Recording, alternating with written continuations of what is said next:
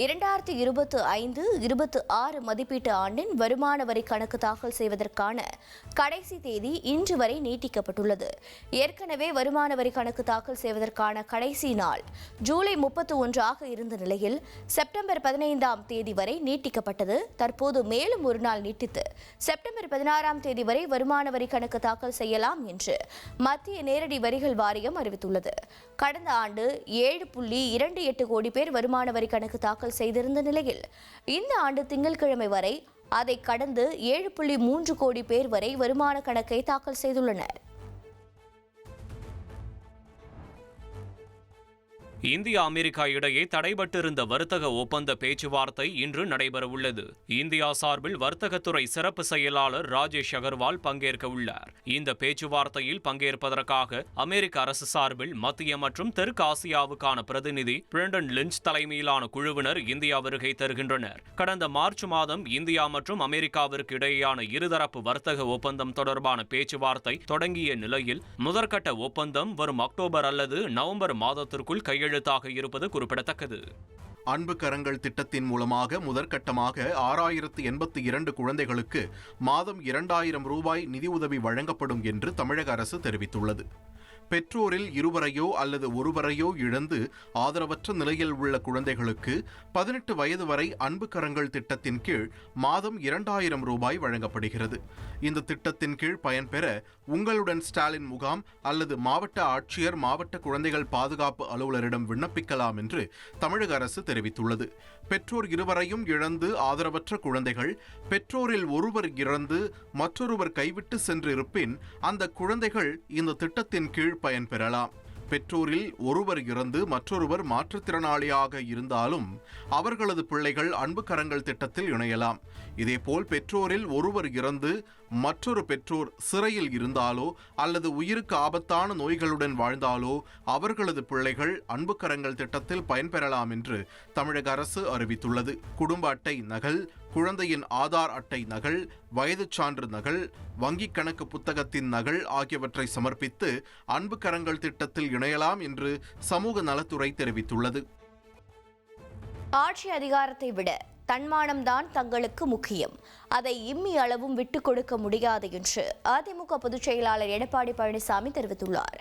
அண்ணா பிறந்த நாளையொட்டி சென்னை வடபழனியில் நடைபெற்ற பொதுக்கூட்டத்தில் பேசிய அவர், அதிமுக ஆட்சியை கவிழ்க்க முயன்றவரை மன்னித்து துணை முதல்வர் பதவி வழங்கியதாக முன்னாள் முதல்வர் ஓ பன்னீர்செல்வத்தை மறைமுகமாக குறிப்பிட்டார். அவரை மீண்டும் கட்சியில் சேர்க்க வாய்ப்பில்லை என்றும் எடப்பாடி பழனிசாமி தெரிவித்துள்ளார். அனைத்து இந்திய அண்ணா திராவிட முன்னேற்ற கழக கட்சியை எவராலும் கொண்டு பண்ண முடியாது. சொல்றேன், எழுதிக்க. எங்களுக்கு ஆட்சி அதிகாரம் இருப்பதை விட தன்மானம் தான் எங்களுக்கு முக்கியம். அது ஒரு முள் இம்மி அளவுகள் நான் விட்டு கொடுக்க மாட்டேன். சில பேரை கைக்கூலியாக வைத்துக் கொண்டு ஆட்டம் போட்டு இருக்கிறீங்க. அந்த கைக்கூலிகள் யார் என்று அடையாளம் காட்டப்பட்டு விட்டோம். அதுக்கு விரைவில் முடிவு கட்டப்படும். சில பேர் அனைத்து இந்திய அண்ணா திராவிட முன்னேற்ற கழக ஆர்சி கவிழ்ப்பதற்கு எதிர்த்து ஓட்டு போட்டாங்க. மன்னிச்சு அவர்களை அரவணைத்து துணை முதலமைச்சர் கொடுத்தோம், உயர்ந்த பதவி கொடுத்தோம். மீண்டும் அவர்கள் திருந்த பாடில்லை. புனிதமாக அதிமுக கோயிலாக இருக்கின்ற அந்த தலைமை கழகத்தை அடித்து நுரைக்கி மற்றவர்களை கட்சியில் சேர்த்த வேணுமா? விதிமுறைகள் மீறப்பட்டிருந்தால் வாக்காளர் பட்டியல் சிறப்பு தீவிர திருத்தத்தை ரத்து செய்வோம் என உச்சநீதிமன்றம் அதிரடியாக தெரிவித்துள்ளது. பீகாரில் வாக்காளர் பட்டியல் சிறப்பு தீவிர திருத்தத்தில் 65 லட்சம் வாக்காளர்கள் நீக்கப்பட்டது நாடு முழுவதும் அதிர்வலைகளை ஏற்படுத்திய நிலையில் இதற்கு எதிரான மனுக்களை உச்சநீதிமன்றம் விசாரித்து வருகிறது. பீகாரில் வாக்காளர் பட்டியல் சிறப்பு தீவிர திருத்தம் உச்சநீதிமன்றத்தின் இறுதி உத்தரவுக்கு கட்டுப்பட்டது என தெரிவித்த நீதிபதிகள், வாக்காளர் பட்டியல் சிறப்பு தீவிர திருத்தத்திற்கு உரிய விதிகளை தேர்தல் ஆணையம் பின்பற்ற வேண்டும் எனவும் அறிவுறுத்தியுள்ளது. விதிமுறைகள் மீறப்பட்டிருந்தால் வாக்காளர் பட்டியல் சிறப்பு தீவிர திருத்தத்தை ரத்து செய்வோம் என குறிப்பிட்டு விசாரணையை அக்டோபர் 7ஆம் தேதிக்கு தள்ளி வைத்தனர். மதிமுகவிலிருந்து நீக்கப்பட்ட மல்லை சத்யா தலைமையில் புதிய அணி உருவாக உள்ளது. காஞ்சிபுரத்தில் நடைபெற்ற முப்பெரும் விழாவில் கட்சி கொடி அறிமுகம் செய்யப்பட்டுள்ளது. காஞ்சிபுரத்தில் மதிமுகவிலிருந்து நீக்கப்பட்ட மல்லை சத்யா தலைமையில் முப்பெரும் விழா நடைபெற்றது. இந்த விழாவில் புதிய கட்சி கொடியினை அறிமுகம் செய்து வைத்த மல்லை சத்யா, மதிமுகவிலிருந்து நீக்கப்பட்டவர்கள் புதிய அணியாக செயல்பட உள்ளதாக கூறினார். கட்சியின் அடுத்த கட்ட நடவடிக்கைகளை மேற்கொள்ள 15 பேர் கொண்ட குழு அமைக்கப்பட்டுள்ளது. மதிமுகவிலிருந்து விலகிய செவிந்தியப்பன், மல்லை சத்யா, செங்குட்டுவன், அழகு சுந்தரம், வல்லம் பசீர், சேலம் ஆனந்தராஜ், இளவழகன் உள்ளிட்டவர்களை கொண்ட குழு அமைக்கப்பட்டுள்ளது. குழுவினரின் ஆலோசனைக்கு பிறகு கட்சி பெயர் அறிவிக்கப்பட உள்ளது. இருப்பினும் விழாவில் வழங்கும் நினைவு பரிசில் திராவிட குடியரசு விடுதலை கழகம் என்ற பெயர் இடம்பெற்றிருந்தது குறிப்பிடத்தக்கது.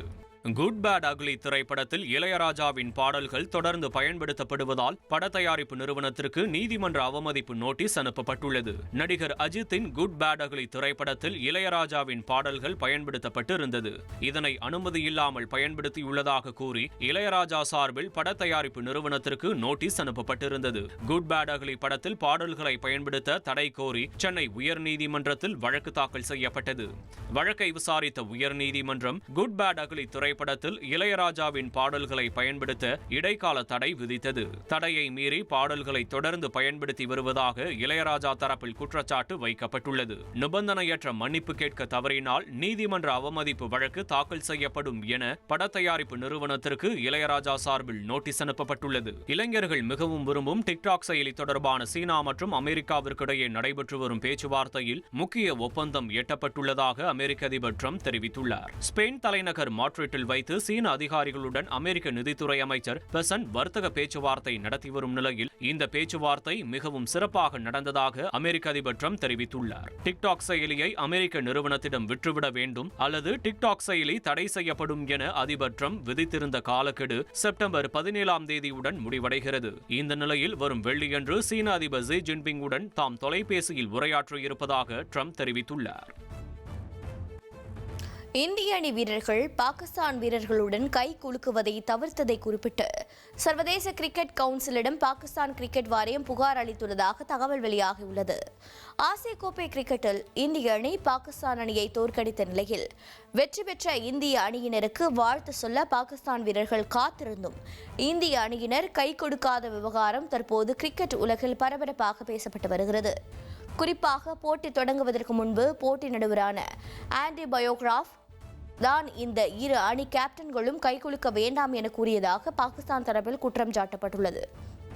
இந்த நிலையில் போட்டி நடுவராக செயல்படும் ஆண்டி பயோகிராஃப்டை ஆசிய கோப்பையில் இருந்து நீக்கவில்லை என்றால் ஐக்கிய அரபு அமீரக அணிக்கு எதிரான ஆட்டத்தில் இருந்து தாங்கள் விலகிவிடுவோம் என பாகிஸ்தான் கிரிக்கெட் வாரியம் கூறியிருப்பதாக தகவல் வெளியாகியுள்ளது. இந்த போட்டி வரும் 17ஆம் தேதி துபாயில் நடைபெற உள்ளது குறிப்பிடத்தக்கது.